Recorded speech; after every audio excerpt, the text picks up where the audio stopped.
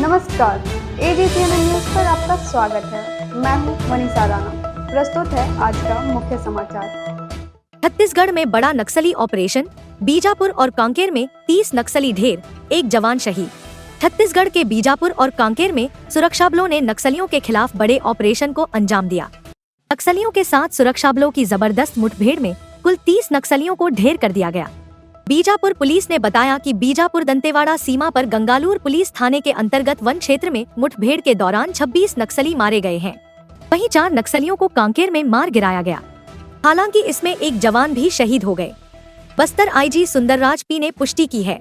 अधिकारियों ने बताया कि अभियान के दौरान गुरुवार 20 मार्च सुबह 7 बजे से नक्सलियों और सुरक्षा बलों के बीच लगातार गोलीबारी जारी है। बीजापुर के गंगालूर इलाके के एंड्री के जंगलों में ये मुठभेड़ हुई है। एसपी जितेंद्र यादव ने बताया कि मुठभेड़ अभी जारी है। पुलिस अधिकारियों ने कहा कि मुठभेड़ उस समय शुरू हुई जब सुरक्षा बलों का एक संयुक्त दल गंगालूर थाना क्षेत्र में नक्सल विरोधी अभियान पर था। अधिकारियों ने बताया कि इलाके में रुक रुक कर गोलीबारी अब भी जारी है। इस संबंध में अधिक जानकारी जुटाई जा रही है।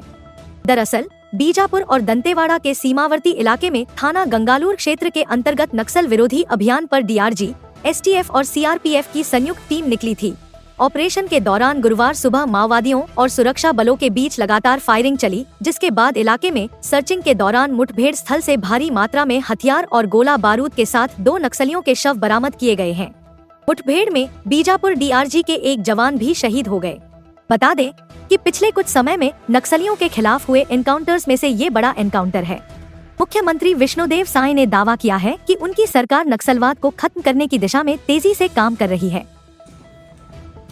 आज बीजापुर और कांकेर में नक्सलियों से 2 अलग अलग मुठभेड़ें हुई हैं, जिसमें सुरक्षा बलों ने 22 नक्सलियों को मार दिया। 2023 में कुल 50 नक्सली मारे गए थे, 2024 में 290 और 2025 में अब तक 70 नक्सली मारे गए। आज पुलिस फोर्स ने, सीआरपीएफ ने फॉरवर्ड ऑपरेटिंग बेस बनाए हैं। 290 नए कैंप बनाए हैं, जिसको हम कहते हैं एफओबी, फॉरवर्ड ऑपरेशनल बेस बना करके हम आगे बढ़ रहे हैं। जो दशकों से कब्जा था, बूढ़ा पहाड़, भीमा बांध, चकरबंधा, इन सबको अगर मुक्त कराया गया तो मोदी सरकार में मुक्त कराया गया। हमारे गृह मंत्री अमित शाह जी ने कहा है कि मार्च 2026 तक पूरा छत्तीसगढ़ नक्सल मुक्त हो जाएगा और ये मुक्त संभवतः उसके पहले हो जाए। आज फॉरवर्ड बेस बनने के कारण नक्सलियों के कैंप नष्ट कर दिए गए हैं। उन्होंने जो अपने मारे गए नक्सलियों की याद में स्मारक बनाए थे, उसको तोड़ दिया गया और जो तमाम इनके गोपनीय ठिकाने थे उसको तबाह कर दिया गया। अब नक्सलियों के सामने 2 ही रास्ते हैं, या तुम मरो या सरेंडर करो। तमाम नक्सली सरेंडर कर रहे हैं और उनको सरेंडर करना चाहिए, और ऐसे नक्सलियों को उनको पुनर्वासित किया जा रहा है। लेकिन अब वो जमाना खत्म हो गया जब वो नेपाल की सीमा से दक्षिण भारत तक रेड कॉरिडोर की बात करते थे, और उस समय की सरकार, कांग्रेस सरकार, यूपीए सरकार, उनके वामपंथी साथी सब उनका महिमा मंडन करते थे, सपोर्ट करते थे, कोई कार्रवाई नहीं करते थे। जेएनयू में जो हमारे जवान मारे जाते थे तो जश्न मनता था। अब वो दिन खत्म हो गए। छत्तीसगढ़ के उप मुख्यमंत्री विजय शर्मा ने बताया कि बीजापुर दंतेवाड़ा सीमा पर माओवादी विरोधी अभियान के तहत सुरक्षा बलों और नक्सलियों के बीच मुठभेड़ जारी है। अब तक 18 नक्सली ढेर, भारी मात्रा में हथियार बरामद, 1 डीआरजी जवान शहीद, उनके बलिदान को नमन।